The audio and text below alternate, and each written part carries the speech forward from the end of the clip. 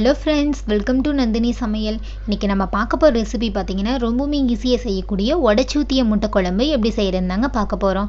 வீடியோக்குள்ளே போகிறதுக்கு முன்னாடி நம்ம சேனலை நீங்கள் புதுசாக பார்க்குறீங்க அப்படின்னா மறக்காமல் சப்ஸ்கிரைப் பட்டன் அழுத்திடுங்க. பக்கத்தில் இருக்கிற பெல் ஐக்கானை கிளிக் பண்ணிடுங்க. வாங்க வீடியோக்குள்ளே போகலாம். கடாய் சூடானதும் தேவையான அளவு எண்ணெய் சேர்த்துக்கலாங்க. பெரிய வெங்காயம் 2, ஒரு கொத்து கருவேப்பிலை, காஞ்ச மிளகாய் 8, தக்காளி 2, 10 பல் பூண்டு நல்லா வதக்கி விட்டுக்கலாங்க. பாருங்கள், நல்லா வதங்கிடுச்சு. இந்த ஸ்டேஜில் 1/4 டீஸ்பூன் மஞ்சள் தூள் சேர்த்துக்கலாங்க.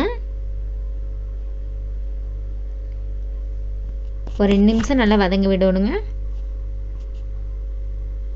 இப்போ நம்ம மல்லித்தூள் 2 ஸ்பூன், கறி மசாலா தூள் 2 ஸ்பூன் சேர்த்துக்கலாங்க. நல்லா வதக்கி விட்டுக்கலாங்க.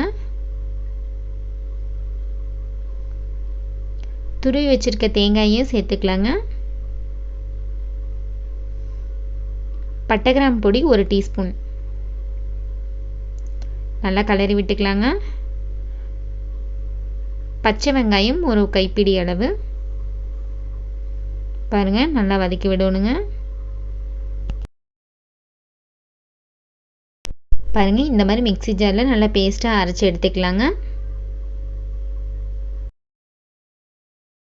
மசாலா தாளிக்கிறதுக்கு தேவையான அளவு எண்ணெய் சேர்த்துக்கலாங்க. கடுகு உளுந்தம் பருப்பு சேர்த்துக்கலாங்க.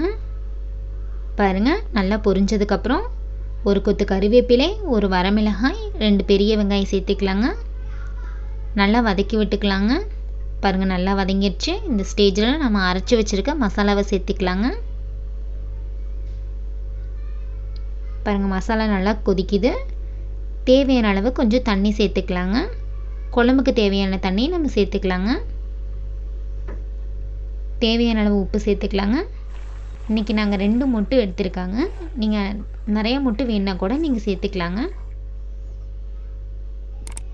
பாருங்கள், முட்டை நல்லா வெந்துடுச்சு. நம்ம உடச்சூத்திய முட்டை பாருங்கள் எவ்வளோ நல்லா வெந்திருக்கு பாருங்கள். ரொம்பவுமே ஈஸியாக செய்யக்கூடிய உடச்சூத்திய முட்டை குழம்பு ரெடி ஆயிடுச்சுங்க. இந்த ரெசிபியை நீங்களும் செஞ்சு பாருங்கள். செஞ்சு பார்த்துட்டு கமெண்டில் எப்படி இருக்குதுன்னு சொல்லுங்கள். தேங்க்யூ.